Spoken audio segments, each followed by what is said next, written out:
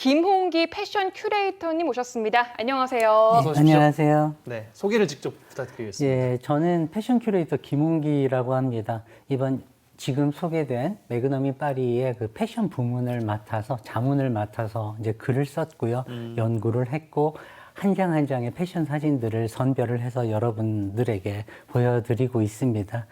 패션 큐레이터는 쉽게 이야기해서 옷에 담겨 있는 다양한 이야기들을 정말 많은 분들에게 소통하기 위해서 전시라는 어떤 한 형식을 통해서 우리가 이제껏 생각해내지 못했던 옷의 어떤 그 다양한 측면들 이런 것들을 소통하고자 노력하는 사람 이 정도로 설명하면 어떨까 싶습니다. 네. 네, 패션 큐레이터라는 직업을 저는 처음 만나 뵙고요. 네. 또 처음 들어보는 직업인 것 같은데 매그넘 인 파리전을 조금 더 이해를 하려면 아까 소개해 나왔던 이 매그넘 포토스의 사진들, 이 매그넘 포토스들을 네. 좀 알아야 될 것 같아요. 맞습니다. 매그넘 포토, 쉽게 해서 매그넘 사진들입니다.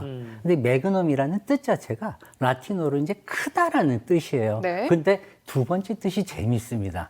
술을 담는 큰 술통을 뜻하는 거였어요. 근데 왜 이런 이름이 지어졌을까? 원래 이게 1947년에 4명의 사진 작가가 모여서 만든 보도사진 전문 그 그룹이었습니다. 사람들이 모여있는 그룹을 매그넘 맞습니다. 포토스라고 한 거예요. 그래서 여기 이제 로버트 카파라는 사진 작가가 있고 브레송이라는 사진 작가가 있고 시모어라는 사진 작가가 있어요. 네. 근데 문제는 지금 이야기한 그 카파는 베트남전에서 지뢰를 밟아서 죽었고 아이고. 시모어는 기관총에 맞아 죽었습니다. 뒤집어 말하면 이분들은 종군 작가였던 거예요. 그러게요. 그 사회의 어떤 정말 참상들, 잔혹함, 무서운 어떤 전쟁이나 내전, 혁명 이런 것들을 이 당시에 망원 렌즈도 없었거든요. 그러니까 카메라를 가까이 가서 정말 찍어야겠네요. 가까이 가서 찍지 않으면 제대로 포착을 할 수가 없었던 그만큼 그 시대. 위험하게 작업을 그렇습니다. 하셨을 그런 것 같아요. 사진들을 찍어서 저 사회의 어떤 현실들을 많은 분들에게 소통하고자 했던 그런 작가들이죠. 예. 참 의미 있는 사진전인 것 같습니다. 매그넘인 파리 사진전의 역사를 뭐 새로 썼다 이런 평가들도 좀 있는 것 같고 파리의 역사와 문화 그리고 현재까지를 전반적으로 좀 살펴볼 수 있는 전시다 이렇게 정의를 하면 될까요? 예, 맞습니다. 이게 사실 파리라고 하면 지금도 그 2018년, 19년 올해도 마찬가지일 거예요. 사람들이 지금 코로나 때문에 억눌려 있잖아요. 가장 가고 싶은 도시 1위에 뽑히는 곳이 파리입니다. 네. 파리 하면 떠올리는 게 스타일의 도시고 뭐 패션의 도시고 아름다운 카페로 가득가득 하잖아요. 그뿐만 아니라 정말 이랬던 그 패션의 도시로서 제가 패션을 맡으면서 느낀 것이 사실 우리 패션 명품 브랜드의 1위, 3위가 다 프랑스예요. 그러니까요. 그러다 보니까 어떤 이런 면모들을 사진을 통해서 좀 잘 보여드릴 수 있지 않을까? 여기 입 맞추는 연인들, 지금 물이 불어나는 강물 위에서도 나는 사랑을 위해 죽을 수 있다. 이야. 참 이 각오를 보여주는 이런 게 아닐까 이런 생각을 해봅니다. 예. 네. 정말 파리 하면은 사진에서 보여주고 있는 것처럼 저 사진만 봐도 파리는 역시 파리다 이런 느낌이 막 들고 역시 가고 싶은 로망의 맞습니다. 도시다 이런 생각이 막 드는데 네. 매그넘인 파리에 담긴 이 파리 패션 세계도 궁금해요. 패션 큐레이터이시다 보니까 네. 그런 것도 어떻게 녹여냈는지. 사실 사진 속에 좀 잘 녹아 있는 게 파리는 17세기부터 이미 패션에 대해서는 최고의 강국이었습니다. 그러니까요. 지배자에 가까웠어요. 그러니까 파리는 명령하면 나머지 나라는 따라가는 것이죠. 지금 사진 패션 속에 관련해서는 칼 라커펠트라고 하는 많이 뵌것 독일 같아요. 사람이지만 샤넬의 수석 디자이너였었죠. 오. 저 사람은 스스로를 독일인이라고 말한 적이 없어요. 나는 그럼요. 파리지엔이라고 프랑스인이라고 항상 얘기할 만큼 파리를 사랑하는 사람이었고요. 네. 그러니까 이번 이런 전시들을 통해서 뭐 샤넬이라든가 디올이라든가 어찌 보면 패션사의 한 80%가 실제적으로 프랑스 얘기거든요. 여기 보시면 디올의 또 아름다운 그 전쟁 이후에 나왔던 여인들을 가장 아름답게 만들었던 유룩이라고 하는 것인데 그것이 보이는 또 사진이기도 하고요. 이런 것들을 보실 수 있는 절호의 기회다 이렇게 말씀드리고 싶습니다. 네. 네. 참 사회적인 환경과 함께 발전하고 있는 게 또 패션이라는 이야기가 아주 전 인상적으로 좀 들렸는데 그런 것들을 좀 두루두루 만나보실 수 있는 그런 또 사진전인 것 같습니다. 자, 전시장의 이야기를 조금 더 해보면 여러 패션 관련 사진 중에서 선생님께서 보시는 또 중요한 작품 요거 하나 있습니다라는 것도 좀 있을 것 같고 네네. 애정하는 사진도 좀 여러 개를 소개를 해주시면 좋겠어요. 예, 사실 너무 많아서 고르기가 좀 힘이 드는데 저는 개인적으로 그 모로코 출신의 사진 작가가 있어요. 브루노 바르비라는 작가가 있는데 이 사람이 찍은 입생 로랑과 디자이너 입생 로랑과 지금 사진 나왔네요.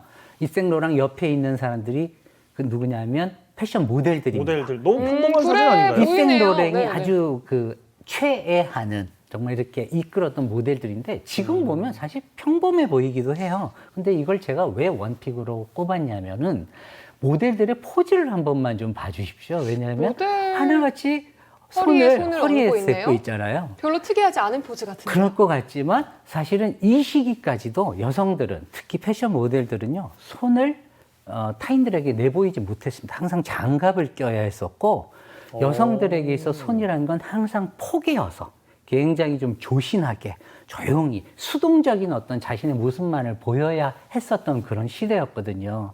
그런 시대를 극복하고자 입생 로랑은 정말 진취적이고 활동적인 여성을 위해서 여성들이 입을 수 있는 여성 바지 정장을 만든 디자이너였었고 지금 그것을 입고 있는 그런 디자인 모델들의 모습을 보여주는 것이죠. 여성들의 어떤 그 위상이 확 바뀌게 됐다라고 하는 거 그런 의미에서 볼만하지 않겠나 꼽아봤습니다. 정말 네. 처음 봤을 때는 그냥 이 사진이 왜 최애 사진이셨을까 했는데 네네. 듣고 보니까 또 그 의미가 있어 보이네요. 궁금한 게 그 당시에는 또 보수적인 아무래도 환경들이 많았을 것 같은데 맞습니다. 반응 같은 것도 좀 궁금해요. 사실 지금 앞에 그 보여줬던 사진들을 보시면 모피를 초록색으로 입고 있거나 그렇죠? 꽃무늬 입고 있는데 이게 사실은 이 히피라고요. 60년대 어떤 그 저항적인 그 집단들이 입었던 꽃무늬예요. 베트남 전쟁에 반대하는 사람들, 꽃으로도 사람을 때리지 말아라.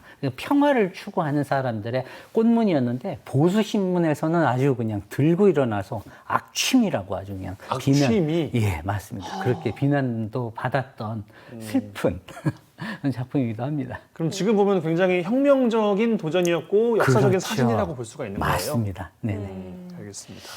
네, 정말 사진 한 장을 저희가 여쭤봤는데 이렇게 많은 이야기가 나오게 된 건줄은 정말 좋습니다. 자, 국내 1호 유일한 패션 큐레이터를 모셨는데 패션 관련 이야기도 여쭤보겠습니다.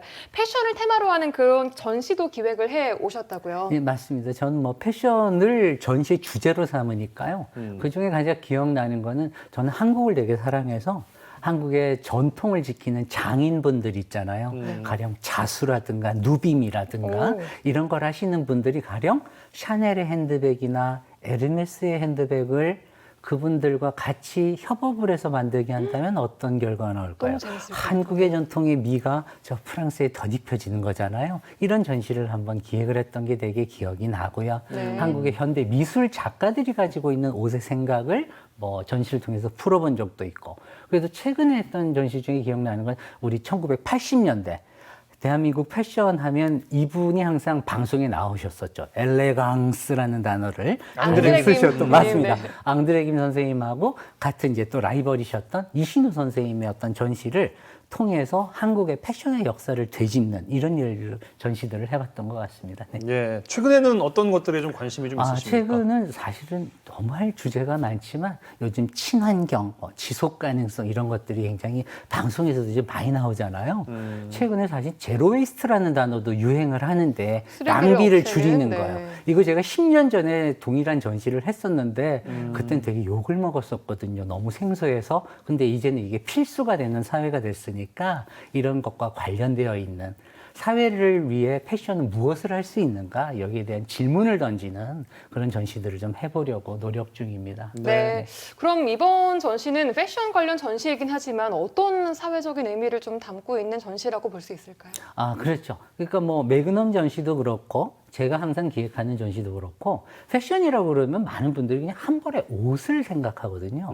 그러나 사실은 저 패션이라는 건 그것을 만드는 과정에서 소비되는 시장까지 보면 아직까지도 전 지구적으로 30% 정도의 경제를 책임지는 어마어마한 시장이에요. 30%나 그렇죠. 되니까. 굉장히 그러네요. 윤리적인 책임을 가져야 되는 곳이기도 하고 그러니까 인간과 패션을 어떻게 조화시킬까 하는 것은 패션이 인간의 사회를 어떻게 유용하게 도와줄 수 있을까? 여기에는 질문도 필요한 거라서 이런 노력하고 있습니다. 전시를 예, 통해서. 알겠습니다. 파리의 패션의 문화도 볼 수 있는 전시를 또 소개해드렸는데 반대로 보면요. 요즘에는 한국의 패션이 오히려 해외에 가서 맞습니다. 위상을 떨치고 있는 그런 현상도 좀 보고 있어요. 맞습니다. 그리고 사실은 이제 해외에서 우리가 알고 있는 주요한 브랜드들, 뭐 루이비통이나 이런 데서도 많은 이제 컨테스트를 하거든요. 디자이너들 뽑는데 거기 상위권의 디자이너들이 요즘 다 한국인들입니다. 한국인들이에요. 굉장히 잘 나가고 자랑스럽네요. 있죠. 우리가 한류가 정말 다양한 영역에서 퍼져나가고 있지 않습니까? 이런 패션들을 좀 알리는데 좀 더 저도 노력해야 되지 않나 이런 생각하고 있습니다. 예, 알겠습니다. 근데 뭐 너무 유치한 질문일 수도 있지만은 또 네. 기왕 패션 큐레이터도 모셨으니까 이게 또 유치한 질문은 안 드릴 수가 어떤 거 없어요. 하시게요? 네. 저희 패션이 어떤지 이런 것도 여쭤봐야 되지 않겠습니까? 그 뭐 일단 항상 아나운서로서는 100점을 드리고 싶습니다. 제가 아나운서로서는 100점. 제가 이 네. 전제를 드린 것은 아나운서는 일단 언어를 지키는 공인이시잖아요. 제 친한 분 중에 아나운서가 계셔가지고 굉장히 그런 얘기들을 자주 들어요. 스타일링을 할 때 누군가의 옷차림을 도와주고 이런 조언을 해줄 때 사실은 저는 그 직업이 가장 빛나고 그 직업의 어떤 정체성이 가장 사람들이 잘 전달될 수 있게끔 오. 옷을 입히는 거 그게 네. 가장 필요하다고 생각해요. 그런 점에서 두 분은 100점 드리겠습니다. 감사합니다. 좋습니다. 아니 또, 그러면은 네, 저는 궁금한 게 저도 옷에 관심이 굉장히 많은데 네. 그래도 전문가가 말하는 옷 잘 입는 팁 이런 건 또 듣고 가야 되지 않겠어요? 있겠죠. 예. 옷 잘 입는 팁 하나만 주시자면요. 아, 정말 제일 많이 들으시죠? 지금껏 듣지만 참 답이 없는 것 중에 하나입니다. 왜냐하면 답을 주셔야 돼요. 옷이라는 건 사람마다 다 다른 거거든요. 맞아요. 그래서 저는 요즘 좀 색깔을 바꿔서 이렇게 답변합니다. 어떠세요? 옷을 진짜 잘 입는 것은 제 몸을 사랑하는 것이다. 자신의 몸을 사랑하는 거.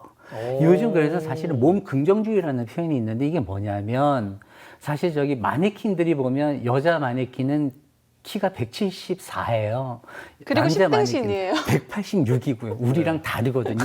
그 몸을 보면서 우리 몸을 증오하면 안 되잖아요. 배 나온 그렇죠. 것도 사랑해야 그것도 되나요? 사랑해야죠. 저에게 주어진 몸들. 근데 우리 각자의 몸들은 그 자체로 아름답고 장점이 있습니다. 언제 웃는지, 내 입매무새는 어떤지, 내 얼굴의 골격은 어떤지, 피부의 톤은 어떤지 이런 것들을 정확하게 좀 나 스스로 알려고 하면 여기에 맞는 빛깔, 색깔이 정해져 있고요. 무늬가 정해져 있고 어떤 옷의 형태가 있습니다. 이것을 고집스럽게 잘 입을 수 있는 사람은 오히려 소신이 있는 패셔니스타가 되지 않을까 저는 이런 생각하고 있습니다. 그래요. 근데 오히려 안 어울리는 누가 봐도 진짜 안 어울리는데 네. 고집스럽게 그것만 또 추구하는 분들이 계시잖아요. 아쉽죠, 뭐 사실은 그런데. 근데 사실은 그런 어떤 고집스러움을 계속 고집하면 그게 진짜 패션이 그만의 됩니다. 멋이 되고. 사실은 매그넘인 파리에 소개된 많은 작가, 여성분 작가 중에 그런 분이 있어요. 35년간 동일한 스웨터를 입은 작가분이 같은 스웨터를. 예, 그것만 입고 인터뷰하시고 글 쓰시고 그래요? 하셨거든요. 근데 그게 그분의 시그너처가 됐었거든요. 스티브 잡스도 그런 맞습니다. 것처럼. 예, 그렇게 하자는 오. 것이죠. 그렇군요. 예. 좋네요. 자, 그럼 마지막으로 짤막하게 김홍기 큐레이터에게 패션이란 어떤 건지 정의를 좀 내려주시면 좋을 것 같아요. 세상에서 가장 어려운 질문을 던지셨습니다. 패션은 사실은요, 그 의미상으로 만든다는 뜻입니다. 한 벌의 옷과는 전혀 상관이 없는 거예요. 지금 세상에 있는 모든 분들이 다양한 일들을 하시잖아요. 저 오늘 여기 여수에 처음 왔는데 정말 미항이더라고요. 너무 바다의 도시가 아름다웠습니다. 뭐 옷을 만드는 일, 한편에 시를 쓰는 일, 이렇게 방송을 하는 일, 이 모든 게 사실은 무언가를 만드는 패션인 거예요. 네. 근데 여기에 또 다른 말로 같은 발음의 패션, 그 열정을 열정? 담아서 오. 내 삶의 모든 것들을 만들어내는 사람, 그리고 그걸 가능하게 해주는 기술이 패션이 아닐까. 저는 이렇게 생각하면서 오늘 제 부족한 답변이지만 마무리하고 싶습니다. 네, 알겠습니다. 오늘 말씀 고맙습니다. 고맙습니다. 네, 감사합니다.